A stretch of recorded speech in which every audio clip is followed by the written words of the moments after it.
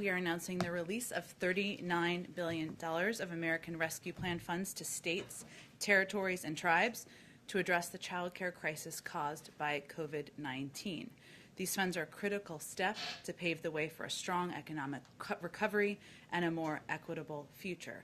These funds will help early childhood educators and family child care providers keep their doors open and make sure every state has a strong child care system that provides families with what they need. Since the start of the pandemic, as we've talked about a bit in here, roughly 2 million women have left the workforce. That is disproportionately due to caregiving needs, and we are hopeful that this will help. As you know, later this afternoon, the President and Vice President will meet with key members of the Congressional Asian Pacific American Caucus.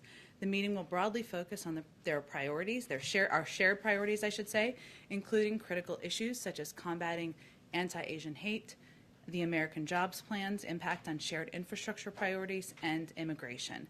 Last night, we also announced the appointment of Erica Moritsugu as Deputy Assistant to the President, an Asian American and Pacific Islander Senior Liaison. She will bring her experience and expertise to the Biden-Harris administration, where she will be a vital voice to advance the President and the administration's priorities. And we'll have a readout after that meeting, of course, as well. And as you know, the President will be making some brief remarks at the top. Also an update on our COVID-19 vaccination progress. Today we reported over 3.5 million COVID shots. Today, it was reported from yesterday, of course, but we had 3.5 million COVID shots yesterday. This is a new Thursday record, so certainly a good piece of good news. One more scheduling update. President Biden looks forward to welcoming President Moon of the Republic of Korea to the White House in the second half of May. We're still finalizing the date for that, but this visit, following the recent 2+2 visit to Seoul by Secretaries Blinken and Austin and the National Security Advisors trilateral meeting in Annapolis, will highlight the ironclad U.S.-South Korea alliance and the long-standing ties and friendships between the people of our two countries. With that, Amr, it's been a week. It's been a lot going on this week, so go ahead. It's not the end of the week. It's not the end. We have more to come. Go ahead. With Prime Minister Suga coming tomorrow, Yep. and now you just announced President Moon coming. I guess just looking ahead to both of these visits, what message is the President trying to send? And in a sense, is elevating, particularly with tomorrow's visit, the Japanese Prime Minister, is he sending a message to China by who he's picking first? Well, I think first, the President is looking forward to welcoming the Prime Minister tomorrow, and it is significant that our first bilateral meeting in person is with Japan. It emphasizes our important relationship and all of the cooperative work we have to do together. I will say that, of course, our approach to China and our shared coordination and cooperation on that front will be part of the discussion, as will our joint commitment to the denuclearization of North Korea. Security will be a prominent issue, regional security as well. So I would say these relationships have a range of areas of cooperation.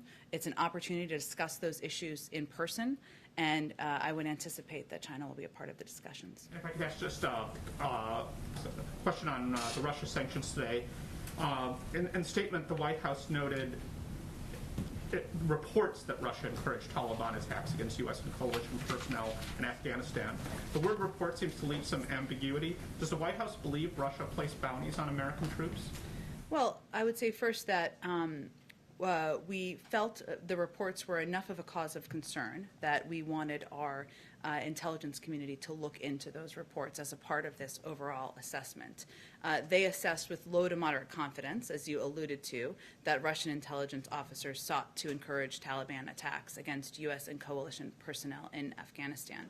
The reason that they have low to moderate confidence in this judgment is in part because it relies on detainee reporting, and due to the challenging environment, and also due to the challenging operating environment in Afghanistan. So it's challenging to gather this intelligence and this data. I will say that we assess, our intelligence community, I should say, assesses that a General Staff Main Intelligence Directorate, GRU, also known as, manage interaction with individuals in Afghan criminal networks.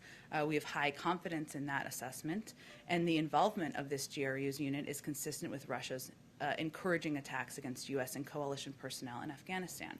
So while there's low to moderate assessment of these reports, we felt it was important for our intelligence community to look into it, and we, of course, will not stand by and accept the targeting of our personnel by any elements, including a foreign state actor. This information really puts the burden on Russia and the Russian government to explain their engagement here. Go ahead. Jen, given that assessment, does the president have any regrets for how many times he attacked President Trump on the campaign about this issue for not taking action related to the Russian bounties? Well, I'm not going to speak to the previous administration, but I will say that we had enough concern about these reports and about the targeting of our men and women serving, the men and women who are proudly serving around the world, that we wanted our intelligence community to look into it. Now, again, there are several factors that contributed to the low to moderate confidence in the judgment, including the difficulty of the operating environment and, of course, the reliance on detainee reporting. At the same time, we still feel there are questions to be answered by the Russian government. Another on foreign policy. With the Russia decision, with the Afghanistan decision, just trying to get a sense of how the administration operates here. There's still Americans unjustly detained in Russia. I believe there's an American who was kidnapped by a Taliban-aligned group in Afghanistan. What level does the administration look at those hostages, I guess, as they think through broader foreign policy decisions? Do you have a team working on that? Did that play any role in either of these decisions? Well, certainly every relationship we have, even with it when it's adversarial or even when it's not, we raise issues of the detainment of American citizens or even sometimes citizens of our partners and allies around the world through those diplomatic conversations. Typically, those conversations are led by the State Department and officials that are working at the State Department. Typically, we don't read out too much detail because our focus is, of course, on bringing Americans home. Just one more. I think we ask you this every week, but on the refugee cap, we hear a lot of concerns from your allies on Capitol Hill, and I think the big concern is not necessarily right now, when is the president going to sign the directive? It's what are the issues that are holding it up? And I feel like Democratic senators we've spoken to don't have answers to that, even though they say they've reached out to you guys. We don't have answers to that either. Are there actual tangible reasons why this has not been signed yet? Well, I can assure you, and I can assure anyone who has concerns, that the president remains committed to this issue. He is somebody who believes that refugees, that immigrants are the heart and soul of our country, and they have been for decades. And that is why he has proposed, a comprehensive immigration reform bill. That is why he wants to improve the processing of those seeking asylum at the border, and it certainly is an issue he remains committed to. That's why he stated that. But I don't have an update on the timeline of the signing. I didn't ask about the timeline. The reasons, though. What is the holdup here? It remains an issue. The president remains committed to raising the refugee cap, and I can assure anyone who has concerns that remains the case. Go ahead. Jen, the U.S. has been leveling sanctions on Russia for its behavior for years, as you know well. It hasn't deterred them in the past. Why should we expect that these new sanctions will do something that past sanctions have not? Well, first I would say, Peter, that our objective here is not to escalate. Our objective here is to impose costs for what we feel are unacceptable actions by the Russian government. Some of these are done in coordination with our European partners and allies in the past. And our view is that when there are actions that are taken that are unacceptable, that are not aligned with our interests, that we feel go beyond what should be acceptable from any country you have a relationship with, then there should be consequences. We can't predict what the impact will be, but we still believe that when there's unacceptable behavior, we should put consequences in place. Let me ask you about Afghanistan, if I can, quickly. The president's own CIA director, William Burns, yesterday warned that there is a, quote in his words, significant risk that al-Qaeda and other terrorist groups could fill that vacuum that exists when the U.S. and its allies leave that region. I have the quote for you, but you saw the testimony as well as I did. Why not leave a small residual force behind, and, knowing that he addressed this in some form, to support the intelligence community there to gather information? Why not leave a military force there to help protect them and their ability to collect intelligence?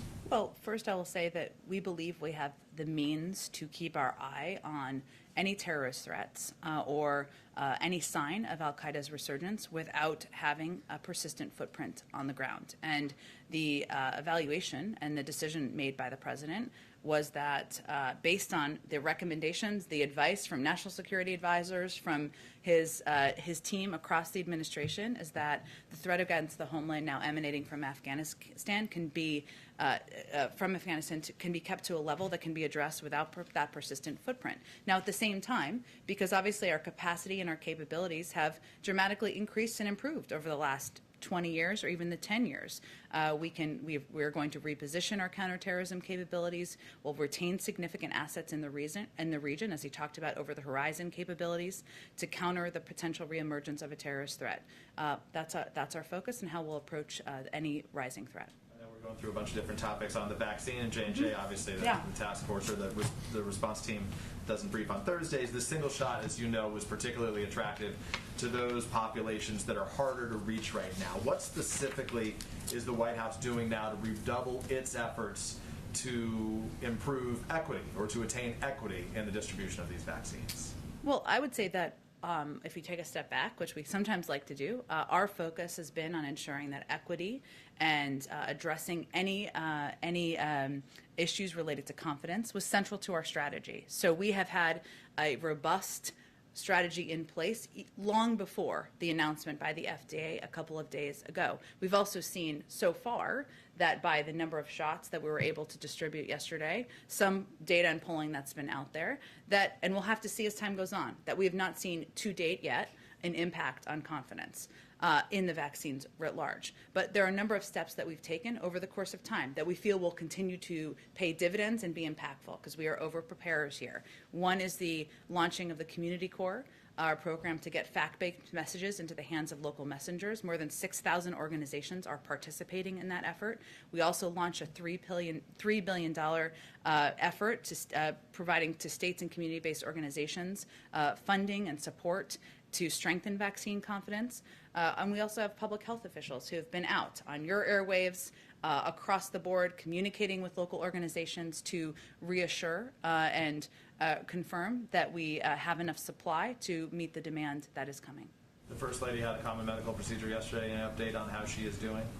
I think we put out a note yesterday that she returned to the White House and resumed her daily activities. So that She's still well. Good, thank you. Yes, absolutely. Go ahead, Kristen. Thanks, Jen. Does the President support the bill just introduced by the Chairman of the House Judiciary Committee to add 4 seats to the Supreme Court?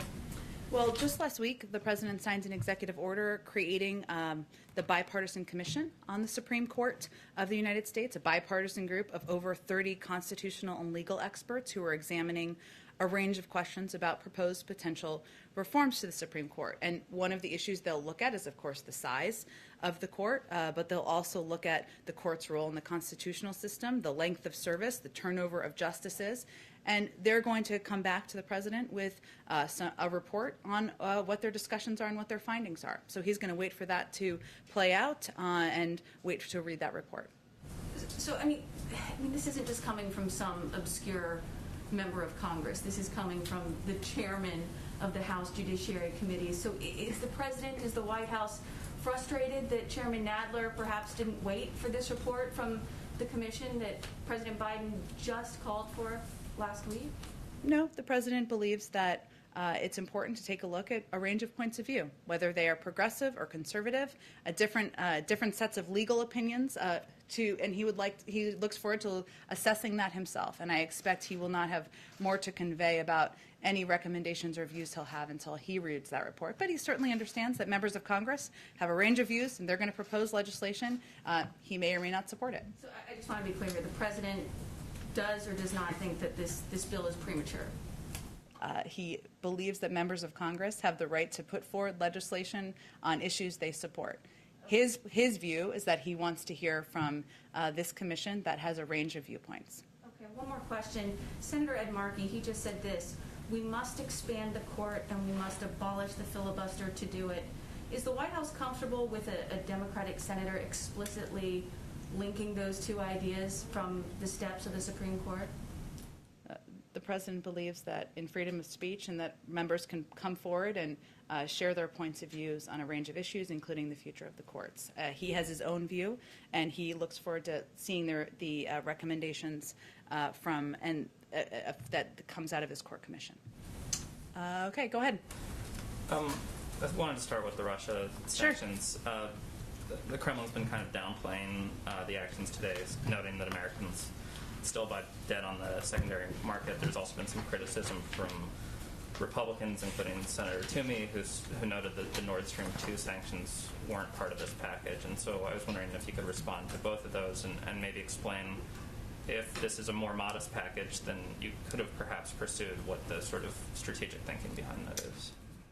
Well, one, we felt, broadly speaking, we felt this package was proportionate and appropriate for the response. But there were a number of steps, as you know, and you've all reported on, that we did to give ourselves maximum optionality, including the executive order that provides authority for relevant agencies to target any sector of the Russian economy and anyone determined to be a leader, official, or anyone who's played a role instrumentally in the government of the Russian Federation. So that gives us a great deal of flexibility moving forward, and we wanted to have that. We felt it was important. I will say that in terms of the impact, before we took this action, the United States only prohibited U.S. banks from new purchases of non-ruble denominated debt in the primary market. This means the vast majority, or over 80% of Russia's sovereign debt, the ruble denominated portion, was untouched by our sanctions regime. We have now made a move into this space. But again, we have maximum optionality moving forward. Our hope, though, is that we can move forward with a predictable and a stable relationship. We still felt, and as I said in response to Peter's question, that it's important to respond and put in place consequences to actions that we felt were unacceptable. So Nord Stream, you felt would be disproportionate in response to this, or Nord Stream's on a different track? Can you kind of... I don't have anything to predict about Nord Stream. Obviously, we feel that it's a bad deal, but these were the steps we felt were appropriate in response to these actions. And yesterday, you said the president would address the resettlement of translators and other Afghanis who had helped U.S. military forces in a speech.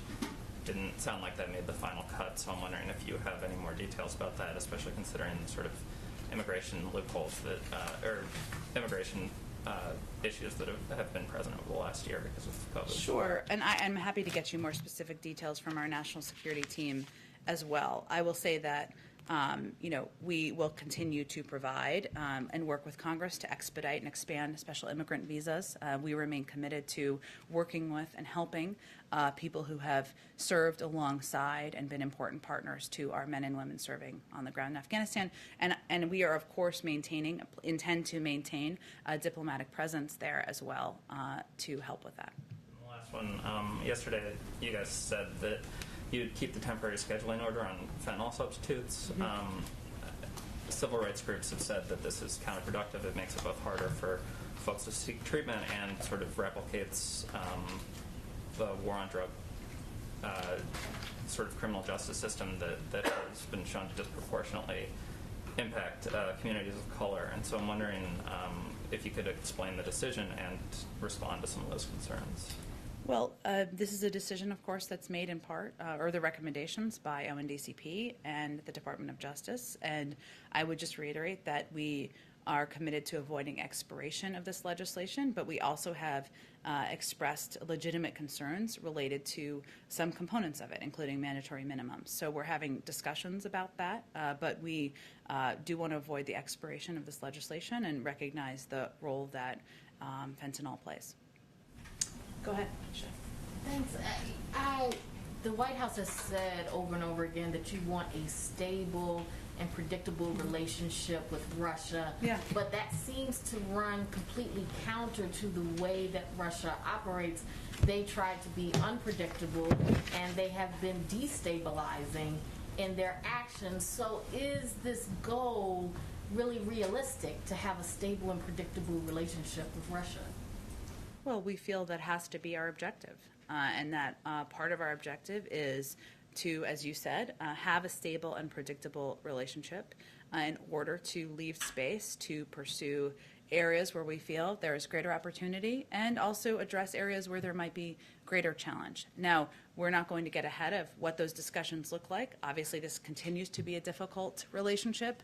There are adversarial components of it, but our objective is to move to a place to de-escalate and to move to a place where, this is not that escalatory relationship is not a primary focus for the president and this administration. Is there something that the administration plans to do differently than all the other administrations that have been dealing with Russia and have struggled to get that predictable relationship that it would seem that most administrations have been wanting with Russia instead of this adversarial relationship?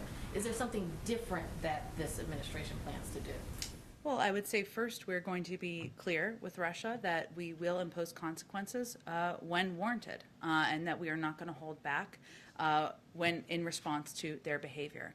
At the same time, I think the president's conversation with President Putin and his invitation and a proposal that they have a discussion about areas of mutual agreement, whether that is working together on Iran nuclear negotiations or issues along those lines, gives an indication that we feel we can work together in areas where we agree and continue to make clear areas where we have disagreements.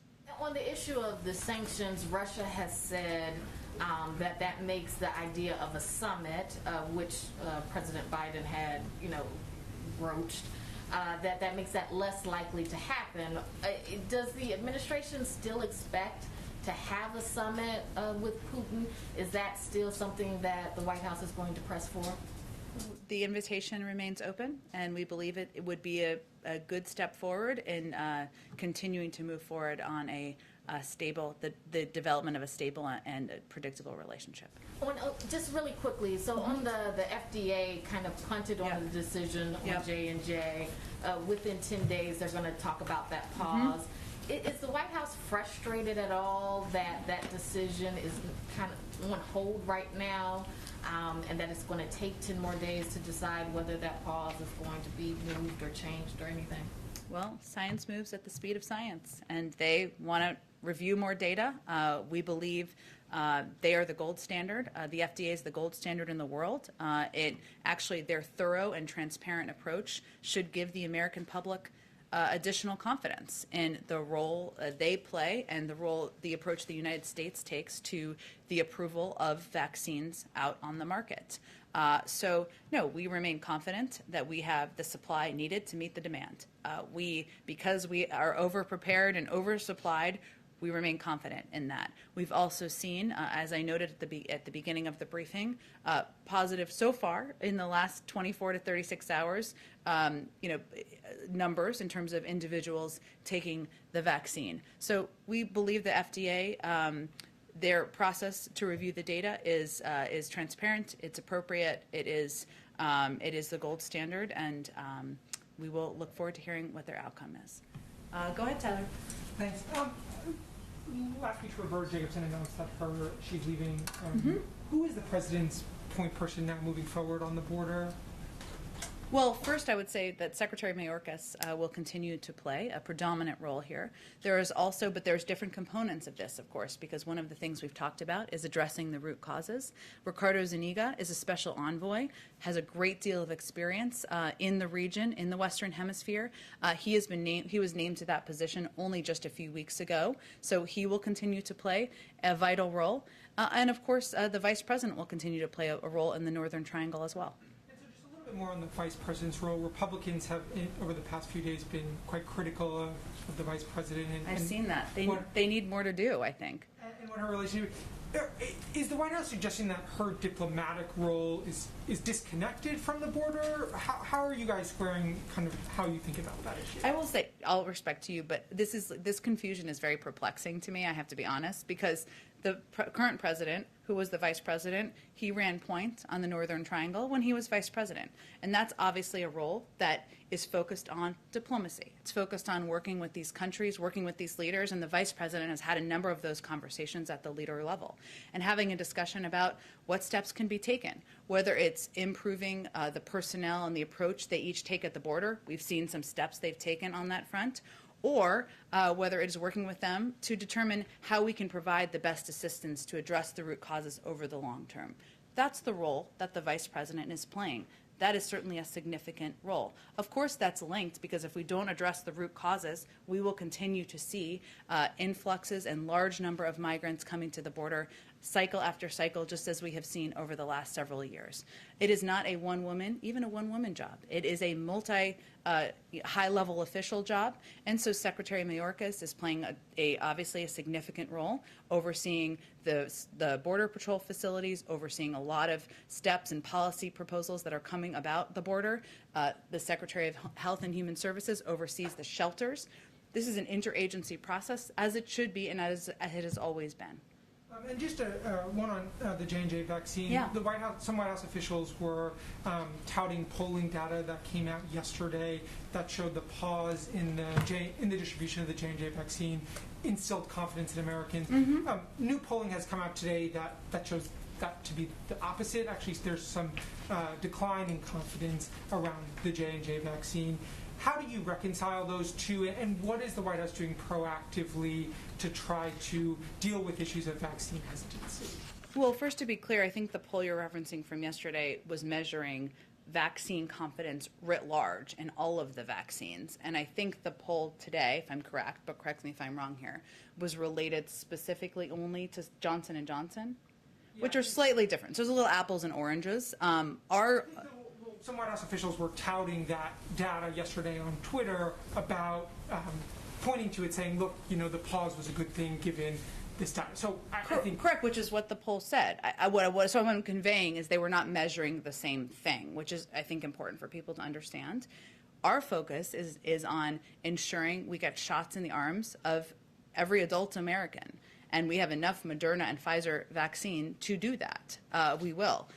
So we, of course, will see the FDA process. We'll play its way out. And we are fortunate to have a massive effort underway to increase vaccine confidence long before the announcement by the FDA just a couple days ago, which we will continue to implement. But I think it was touted in part because we want to ensure Americans understand and show Americans do understand so far that they can remain confident in the efficacy and the safety of the vaccines out there in the market that are currently being distributed with the FDA emergency approval.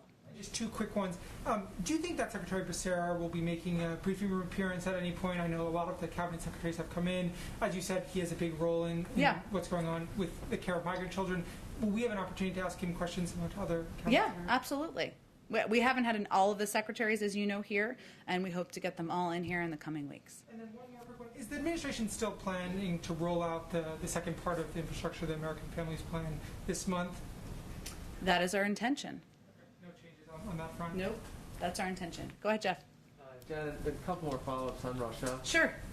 Does the White House and the U.S. intelligence community have a better sense now of what the impact of the SolarWinds attack was on the U.S. government? What did the Russians steal? What was the broad impact? We do have a little bit of a better understanding, I should say. So we know, that the compromise of the SolarWinds software supply chain gave it the ability to spy on or potentially disrupt more than 16,000 computer systems worldwide. The scope and the scale of that is obviously significant and national security and public safety concern, particularly given Russia's history of reckless behavior in cyberspace and what they could have done had we not caught it and tried to address the issue. So there may be more than that, Jeff, and I'm happy to connect you with one of our cyber experts directly if that would be useful to you. Okay, yeah, that'd be great. Sure. Apropos that, something else that was included in the sanctions today were 5 Russian cybersecurity firms. Mm-hmm. Can you give a sense to us of why those firms were chosen and what they did to the United States? Well, I would say the firms, let me see, I probably have more specifics on this here, Jeff, one moment. If not, I can also get you connected with our cyber experts on exactly that question. I mean, obviously the individuals who were and the companies who were designated through our announcement this morning had a direct involvement in hacking, and that was the reason for designating and taking the actions we took. But let me connect you with a cyber expert so you can get more specific detail. Okay. And just one follow-up on Justin's question about Nord Stream. Yeah. Nord Stream had been, we understand, approved to be one of the sanctions. Did Chancellor Merkel advocate for that to be left off the list? Can you give any sense of why it didn't end up being part of the sanctions today? I don't have any more detail on that. Understand the question. I would just convey that obviously if there's additional actions taken, we certainly preserve the option of putting additional actions in place, and it doesn't mean that we won't have more. But I don't have any more detail to project to you about any considerations about what sanctions were or were not finalized. And one other topic completely. Next week is the Earth Day Climate Change Summit. Yeah. Can you give us any sort of a preview on your plans to release the U.S. target for emissions cuts by 2030? When can we expect to see that? I understand the question too. It's going to be a full week next week. Let me see if we can get you some more previewing by tomorrow. We're still finalizing all of the specifics, so I just don't have anything to provide to you at this moment.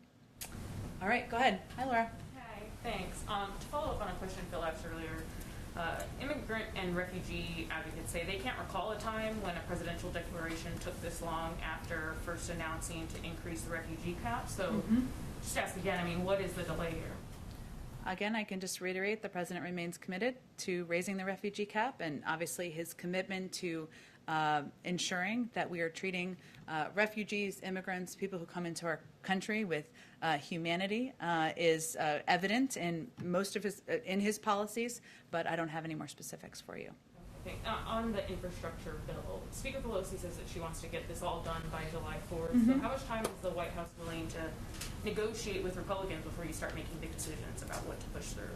Well, we'd like to see some progress and some forward movement by Memorial Day, and the president would love to have the package signed or passed, I should say, this summer. Is the White House encouraging the Senate to pass a traditional infrastructure bill through regular order with Republicans? Well, we certainly believe there should be agreement. There is agreement on a number of components. We've been encouraged by many of the conversations that we've had to date. We look forward to hearing alternate ideas or different ideas as they come forward, and there should be an opportunity for that. We're also quite open to what path this takes. We're not going to predetermine whether it has to all happen in one big package. There are different components that could move forward, certainly on their own, and right now is the time where members and their staff and committee staff are doing the hard work of determining where there's agreement and how what vehicles pieces can move forward through. Senator Coons was saying, today that pass something with Republicans maybe on traditional infrastructure, roads, bridges, et cetera, and then everything else could go in a reconciliation bill. So you guys are open to that? Well, that's Senator Coons' point of view, which, of course, we certainly respect. He's a friend of the president's, but there are a range of views on the Hill, as you well know, Laura, about how this should move forward and what the size of the package should be and what components should go together. We'll let that all work itself through. Go ahead, Hans. Does the president think that young women ages 18 to 26 should register for the draft? I'll have to talk to him about that, Hans. It's an interesting question. Well, I mean, today the Justice Department walked back and said that they weren't going to join a suit that challenged the constitutionality of that. So I'm just wondering what the president's position is. Does he think that everyone should register for the draft? I'm happy to talk to him about it, and I'll take a look at the Department of Justice case as well. Go ahead. Thank you. The Border Patrol agents have been shifted in recent weeks from the northern border, the Canadian border, to the Mexican border. Yep. And we've seen complaints about shortages at the northern border. How many agents are going to be diverted ultimately, and can they maintain security along that rather long northern border?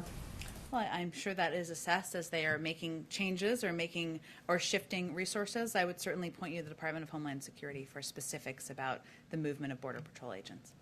And some of your own administration's immigration officials, have said that some migrant families are, in their words, self-separating at the border and sending their kids across alone. because they know that unaccompanied minors are not going to be turned away. Is it time to rethink that policy because of these unintended consequences and the way people are kind of taking advantage of it? Well, you're right, Todd. That certainly is an unintended consequence, and we have been clear, and we have continued to convey the message that our border is not open. That is a treacherous journey, and even as families are doing that, a number of these kids are still in taking a very dangerous journey, even for a shorter period of time or distance, I guess I should say. But I don't have any. I don't think we have any intention to rethink our approach to treating kids humanely and ensuring that they are safe when they cross the border. Can I ask a follow-up on the court packing bill? Sure. So the president is not ruling out the possibility of expanding the court, and he has started this process that could lead to those to recommendations to expand the number of seats on the Supreme Court, right?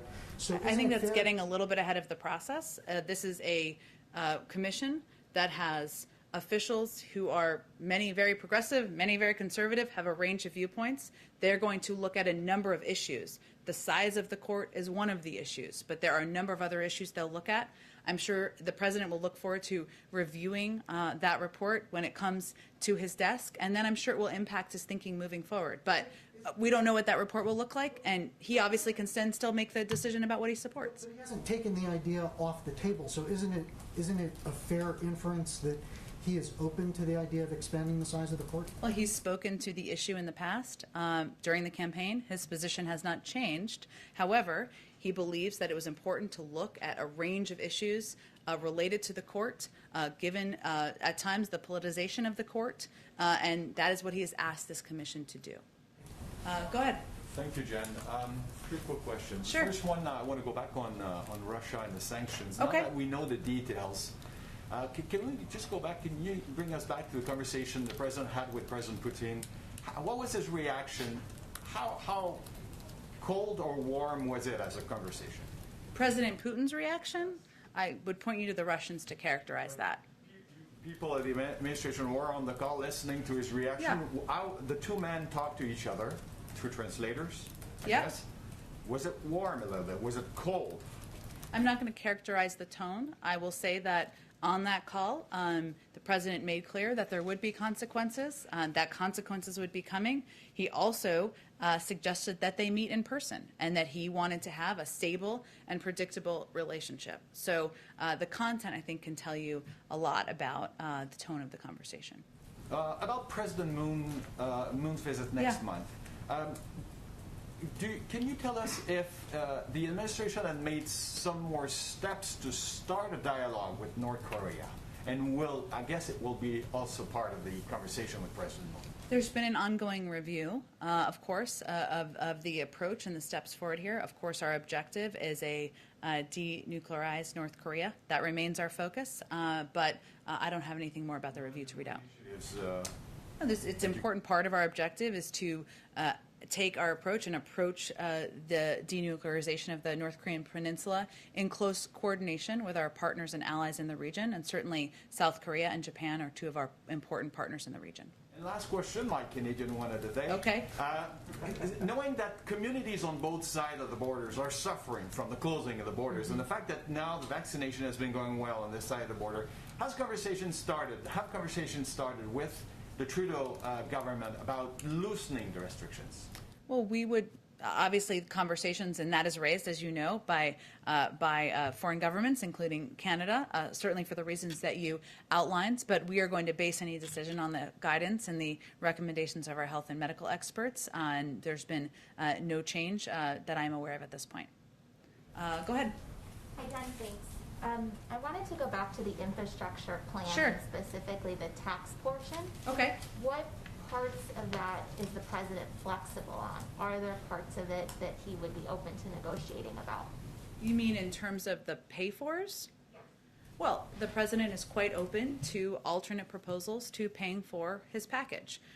His most important focus here, or his line in the sand, is the vital imperative of investing in infrastructure and modernizing our infrastructure, creating jobs for the American people. He believes that should be paid for. He's proposed a way to do that. If others have alternatives to that, he's quite open to a range of options. And one on climate, I know the summit is next week. Yep. And going back to one of the early executive orders that the president signed on climate change, there was a line in there about creating a green procurement plan for the federal government where agencies would consider climate in their spending decisions. He set a deadline for the end of April on that. Do you know what the status is and when we would expect to see it? I expect for those of you who are excited about climate, we will have a lot more to say next week. And I will see, as I promised to Jeff, if there's anything we can preview by tomorrow. But it will be a busy week or two on the climate front, but I'm just not going to get ahead of any announcements. Thank you. Sure, go ahead. Thanks, Jen. A few in the economic lane. We are being told that congressional Republicans are looking toward a counter offer on infrastructure with the top line number being in the area of $650 billion. And I'm wondering what the White House's response to that would be. Well, we would welcome any good faith engagement on finding common ground on infrastructure in this proposal. We haven't received, just to confirm, any concrete counteroffer so far, at least as of my coming out here to see all of you. So we're not going to speculate about hypotheticals. But from the outset, the president has said that he wants us to be a collaborative process, and he wants input from lawmakers on both sides of the aisle on how we can improve the jobs plan. And certainly he looks forward to hearing what their proposals might be. You know, he has some fundamental, and this kind of goes in response to an earlier question, he has some fundamental core elements that are important to him. Money to update our infrastructure, investments in long-term growth, investments in the American people, in their workplaces, in their education and communities. So we'll see what this proposal looks like. There's a big push here in Washington to eliminate, as you know, the SALT cap. And I'm just hoping you can sort of clarify the position from the White House. Do you believe that eliminating the SALT cap is good policy that just needs to be paid for somehow, or do you believe it's not good policy? Well, the president didn't put it in his proposal, but I will say that we understand there are a number of members who feel strongly about the elimination of the SALT cap, and we are happy to hear from them. As you also know, just with our little calculators out, it is not a revenue raiser, and so it would add cost, and it's potentially significantly to a package. There'd have to be a discussion about how that would be paid for, what would be taken out instead, and then there's sort of a discussion of what's most important to achieving our overarching objectives. And I want to ask you one in a different space, and that is cryptocurrency.